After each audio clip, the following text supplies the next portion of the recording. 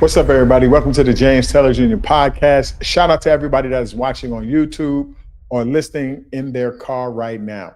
What I need you to do if you're on YouTube, just subscribe to this channel right now. Just subscribe. And I want you to enjoy what we're going to talk about. Well, first and foremost, I want to say again, my name is James Taylor Jr. Welcome to the land of R&B, where we do relationships and business. Today, we're talking in the relationship realm. Here's the title. I think it's powerful. How to get over a breakup to be ready for love. Whenever you go through a breakup, the first thing you have to do is honestly say what you did wrong and what they did wrong. And you got to kind of grow from there. What we're going to start doing in the future, though, is we're going to have short little skits, short little films that will help you to navigate and see a real scenario. And then we're going to jump into the teaching. But what I'm going to do today is I'm just going to set it through a communication. Imagine being with a relationship for the last 4 or 5 years. This person has done so many different things that hurt you, frustrated you, overwhelmed you, and you got so tired of it, you decided to leave. And so when you left, they said to you, you'll never have love again. You'll never have anybody want to be with you. Or they do the typical thing. I never wanted you to be in the first place. You were just a placeholder. And then you gave so much of your heart in that relationship that now you're drained and you're broken and you just want to give up with life. I'm going to tell you right now, you can love again. But there's just some steps that you're going to have to take. And I'm going to tell you there are 3. Now, it may sound simple by saying it's 3, but it's going to be really, really hard. The first thing I'm going to say is you're going to have to look at their side, their failures, their mistake. Then you're going to have to look at your side, your failures, your mistakes. And then you're going to have to look at right now. Who you are right now will be determined about what you looked at what they did and looked at what you did. So let me start by saying this. This is the first point I want to make. What was said and what was done? What did they say and what did they do? We're just talking about that person. Did they curse you out? Did they yell at you? Were they verbally abusive? Were they physically abusive? Because the first thing you have to do is you have to list what was done to you. Write that thing down. It's going to be painful. It's going to be painful because if you have to write down physical abuse, that's tough, right? And then you have to not, and this breaks my heart when I have to say this, because a lot of you ladies do this a lot, not take ownership for the mistakes of the other individual. If he was physically abusive, that ain't on you. If that man hit you, that's not your fault. I want to say clearly that when a man puts his hands on a woman physically, or a woman puts her hands on her man physically, that is their choice to do so, no matter how bad the argument was. Don't you own the abuse of another person. Don't own the abuse of the abuser. Let the abuser own that. If somebody was verbally abusive, you should own that. Let me use myself as an example. My late wife, Jackie, passed away of cancer. And one of the survivor's remorse I have is that I was a verbally abusive person. Now, my family members say, well, y'all both was from New York. She cursed. Sometimes you curse. Y'all would get heated in arguments. That's just part of being a couple. No, it was wrong. And just because she may have said certain things, I need to be a better man and govern myself a better way. Look at me when I say this. I need to take full responsibility for being a verbal abuser. Look at the other camera and say the same thing. I need to take full responsibility, no matter what my late wife done, and own it. See, the problem that we have today in relationships is whenever the other person does something to you, you try to take on the burden of what they did. There are 2 things you have to look at, what they said and what they did. And we're not even just talking about physical abuse. We can even be talking about abuse of your time. You always showing up, you always being there, and they never being present with you.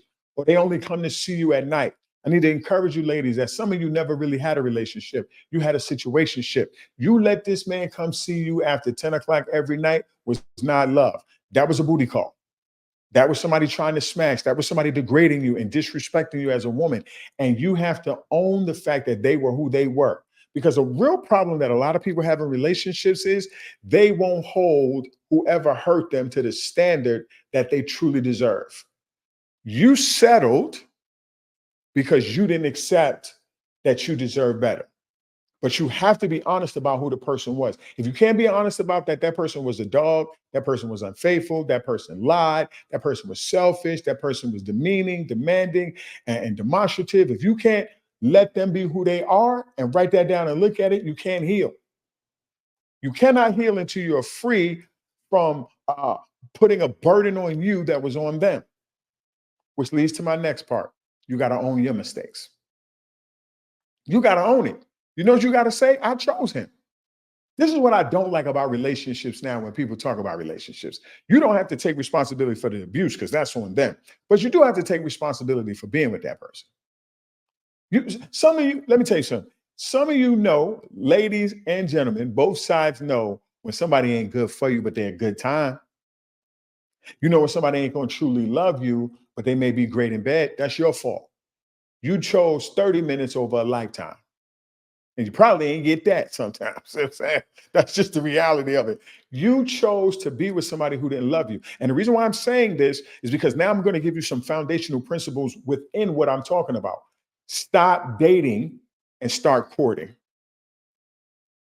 Dating means I go out with you, whatever happens, happens. It could be a situationship. It can be a oops, my mistake. It can lead to STDs, pregnancies, babies. It can lead to all that. But that don't mean you're in a healthy relationship. Some of you jokers need to stop doing casual sex. Because I'm going to say it again, and I hope this goes viral. You ever heard of casual AIDS? A casual STD? Occasional itching and scratching as a great thing? You ever heard of casual pregnancies? You ain't never heard of casual anything when it came to sex. So why do we call it casual sex? The moment you give your body to something, you open up yourself to a lot of hurt and pain going down the road. But think about it. If you're just not dating, when you date, you spend time with somebody, somebody is not. I need to say this because I'm excited about saying this because I've been wanting to say this for a while. I'm looking at the camera because I don't think y'all get it. The thing that hurts a lot of women in relationships and a lot of men in relationships is you date somebody with the hopes that they may pick you. And what they do is they date you with the hopes of smashing you. And guess who is left wanting? Guess who's left broken? The person who wanted the relationship. So if you stop dating and you start courting, dating means I date with the intent to marry. That means I got to know you before we even went out. That's why a coffee date ain't bad. You know what I'm saying, ladies? Let me help you out. A coffee date is great. There's no investment on your side or his side because he can't turn around and say, I did all this for you and do that. Now, if you're if you're a scamming type lady, you just want a free meal, you're going to get what you get because it's going to become transactional. But if you court somebody, and you say, I want to be with you because I am looking for a spouse. Ladies, what happens is when that man goes out with you, he's going out with you with this in mind. I'm taking you out because after talking to you for a while, I see you as a potential wife. So the steps is to get to know you, to get engaged to you, and then to walk down the aisle to say I do and spend the rest of my life with you. You as a woman say, I'm looking at you to see if you're the 5 Ps. Right? I wrote a whole course on this when a man loves a woman, right? The 5 Ps. It is one of the most powerful courses I wrote. Provide, protect, passion, present, right? And patient. Right? Most people focus on provide and protect. So now when I go out with you, as the lady goes out with you, right? As a man, she's going out with you with the expectation that you're going to get engaged. She's going to be your wife after saying I do, and y'all going to spend a lifetime together. Now, the reason why I'm saying this is because I want you to now take the time to look at your past and then figure out where you are presently. Are you presently in a healthy relationship? Are you presently doing the right things that need to happen? You probably are. If you are, then this might not be the best thing for you, but it's a good reinforcer for you. But if you ain't, you in a land of, oh my God, what happened to me? You in the land of, I can't believe this is going on. This is for you. Number one, ask yourself, is this man potential or progress? If he is potential, he is a window display. That means he's going to date you, sleep with you, hang out with you sometimes. And when he's with you, he gives you the look of a good man. But he does that with all the other women he goes out with. So when you get that 2 hours, you're the best thing since sliced bread. He whining and dining you. He's making you feel special. And you are not paying attention. We all dumb and been there before. We feel all caught up in the moment. Listen, you get winded down at 10 o'clock at night, you're a booty call. If you get wine and dine and he want to see you, but he always have his phone far away from him. He don't have his phone on. He always put it in his pocket. He always looking around. Is somebody gonna catch him? Oh, I love you, girl. You mean the world to me. You the best thing. Then when somebody come and speak to him and they look at him like this the face you gotta look at, fellas, ladies, gentlemen. This the face. When somebody walk past you and they see you sitting at the dinner table and they go like this, he ain't yours. He belong to somebody else. He playing house.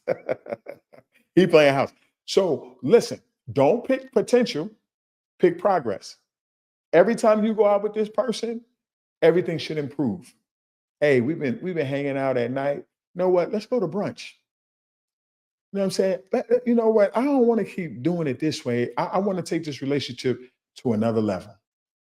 See, potential is a window display that doesn't move. Progress is I'm paying more money on my bills. My credit score went up. I got me a new job. See, some of y'all dealt with the man who's sitting in the passenger seat. Now, I'm not going to knock you if you take a man who ain't got a car, but you got one.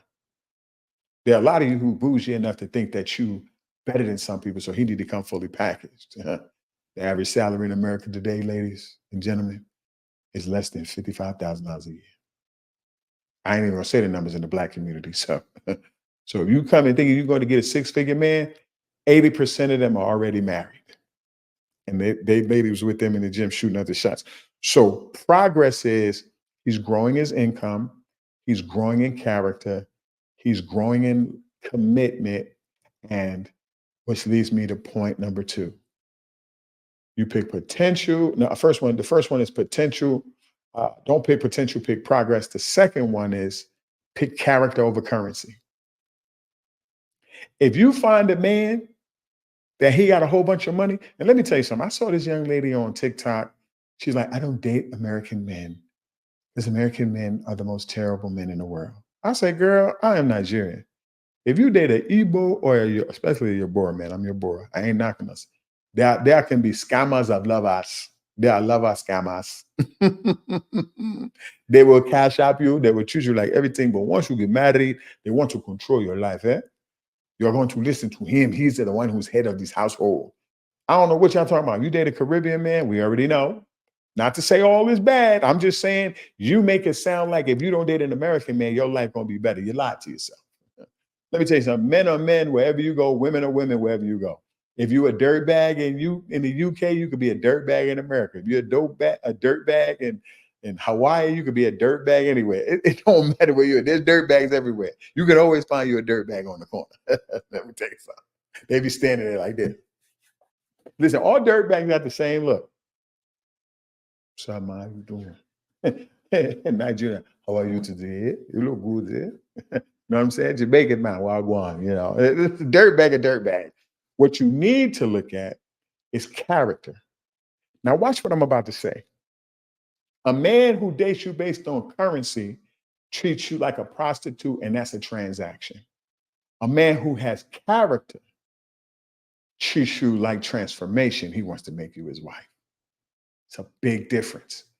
A man who is about currency only sees you as somebody he dates. A man who has character sees you as somebody he courts. The dater just want to smash, right? The currency just wants to smash. The character wants a wife. Two different people.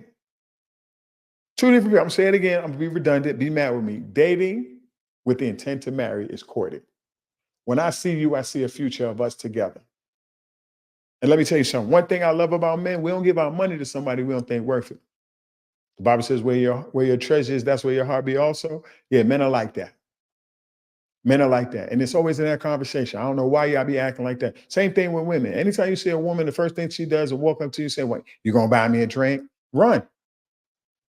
Anytime you gonna buy me a drink, I don't even know you. You know what I'm saying? And let me look at the other camera and I say, for all of you ladies who say to men, oh, he broke. Anytime you say that to me, how did she say it the other day? I thought it was the funniest thing I ever heard. If you broke, say you broke. I was like, she wasn't even talking to me. She was talking to a couple of my friends. I said, I'm broke. She's like, why you put yourself in that category? You doing well. No, no, no, no, no, no, no, no, no. The type of woman you are and what you asking for, I'm broke.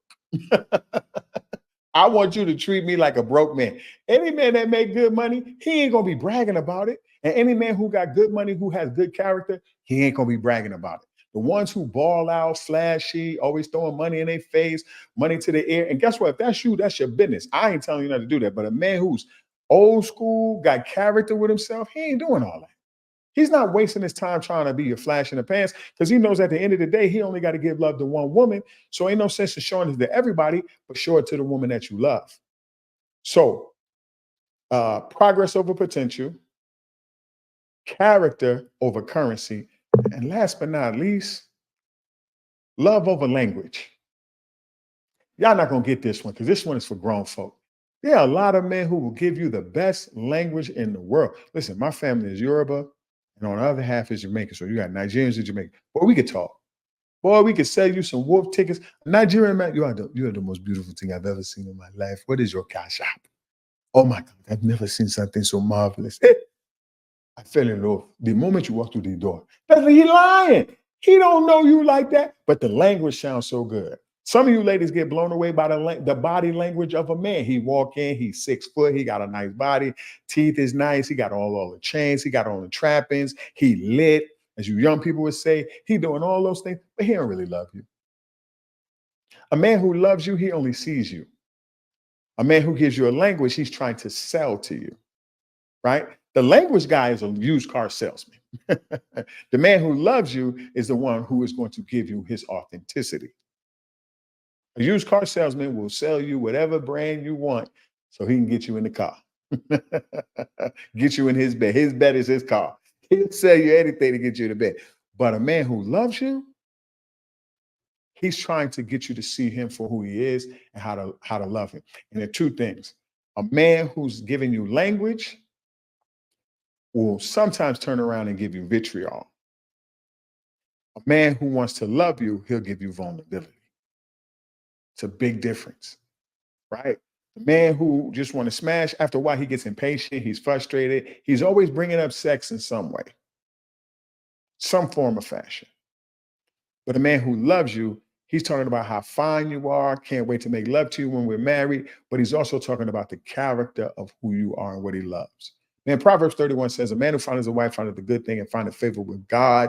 And then Proverbs 31 talks about a Proverbs woman, about how she can run a business, have great character, love you, you praising her at the gates, you telling everybody, that's the woman you want, fellas.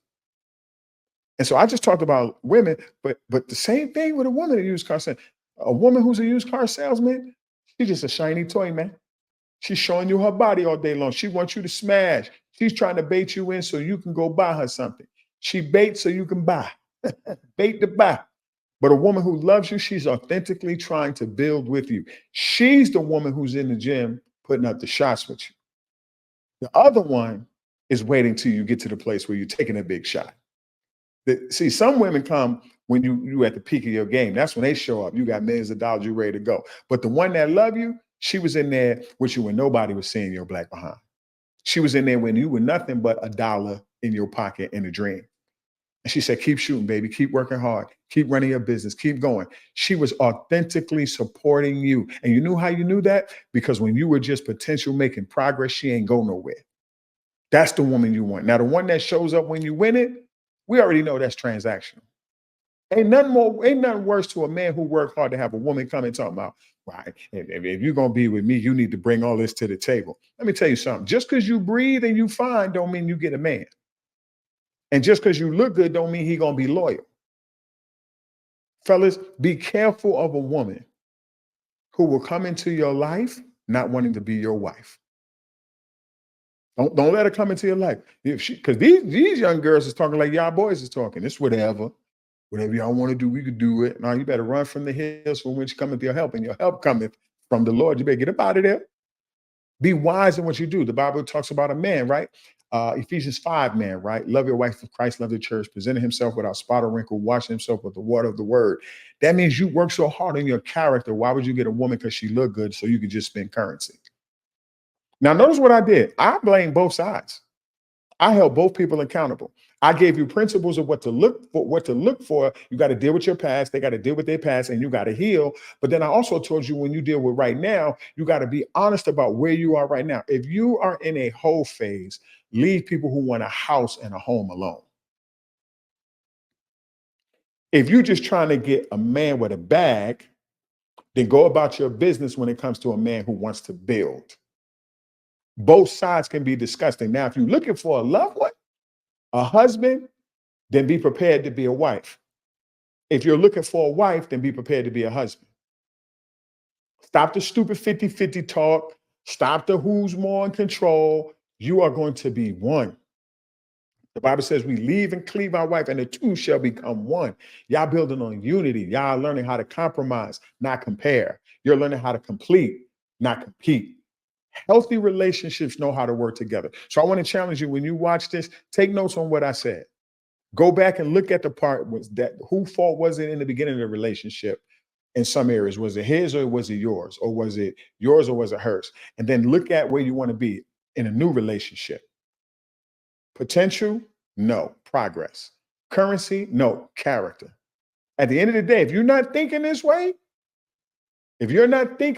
your relationships will fail.